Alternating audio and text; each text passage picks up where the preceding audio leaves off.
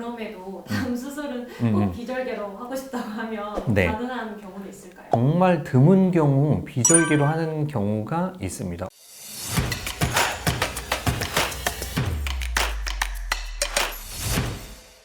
전에 절개법으로 수술 받으셨던 환자분들이 혹시 비절개로 재수술이 가능한지 물어보시는 경우가 종종 있었는데 네네. 그런 경우 가능할까요? 대부분 불가능하다고 저는 말씀드립니다. 왜냐면은 절개로 했던 경우에는 대부분 절개로 재수술을 하는 것이 원칙이고 정말 극소수의 예외적인 상황에서만 비절개 가능하다고 설명드리고 있습니다. 이전에 절개로 수술을 받았던 분들은 네. 어떤 차이가 있어서 그런가요? 이전에 절개로 내가 수술을 받은 적이 있다 그러면 어떤 상태가 되냐면 피부를 포함해서 피부 밑에 근육층, 그 밑에 이제 연조직, 다른 뭐 조직들 간에 유착이 되어 있고요. 유착을 일으키는 것이 이제 쌍꺼풀 수술이니까. 그리고 군데군데 흉살, 딱딱한 조직들이 있습니다. 그리고 그 딱딱한 정도가 부위별로 다르다. 그래서 이런 상태다. 그래서 수술 전과는 다른 상태가 되어 있다고 이해하시면 될 것 같습니다. 그러면 이전에 절개하셨던 분들은 비절개로 재수술한다면 당연히 결과는 안 좋은 거겠네요. 안 좋을 가능성이 큰데 어떤 문제가 발생할 수 있냐면은 우리가 이제 첫 번째는 안쪽에 이제 피부와 조직에 유착이 발생되어 있고 이제 딱딱하다고 했는데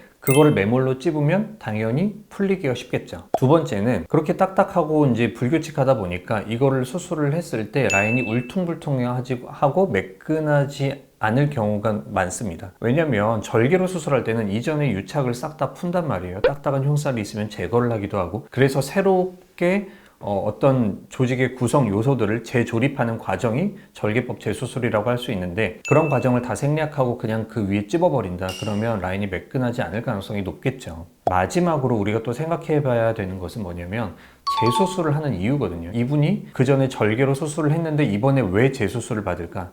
대부분 쌍꺼풀이 풀렸거나 아니면 뭐 비대칭이 있거나 쌍꺼풀이 너무 크거나 크기나 모양이 문제가 있을 때란 말입니다. 근데 절개로 했는데 풀렸어요. 그러면은 매몰로 하면은 사실 더 잘 풀릴 수가 있겠죠. 그래서 풀려서 재수술하는데 절개로 했는데 이걸 비절개로 한다. 어폐가 있는 것입니다. 또 한 가지는 비대칭이다. 이런 비대칭을 개선하는 데 있어서는 사실 절개가 훨씬 더 유리하거든요. 예를 들어서 눈매 교정의 비대칭이다. 피부의 덮임의 비대칭이다. 지방의 양. 이런 것들 다 절개로 재수술을 했을 때 대칭의 정확도가 높아집니다. 그러니까 그런 경우에도 절개 훨씬 더 좋은 선택이죠. 또 라인을 낮춰야 되는 경우 그러니까 이전에 했던 쌍꺼풀이 너무 커서 저 라인을 낮추고 싶어요 할 때는 어떻게 하냐면 기존에 큰 쌍꺼풀이 있으면 낮게 디자인을 하고 위에 거를 박리를 하거나 피부 절제를 하거나 그렇기 때문에 높이를 낮추는 재수술은 비절개로는 불가능합니다. 낮출 때는 항상 절개만 가능합니다. 그래서 이렇게 재수술을 하는 이유를 생각해 봤을 때 절개법으로 해야 되는 경우가 많은 것입니다. 그럼에도 다음 수술은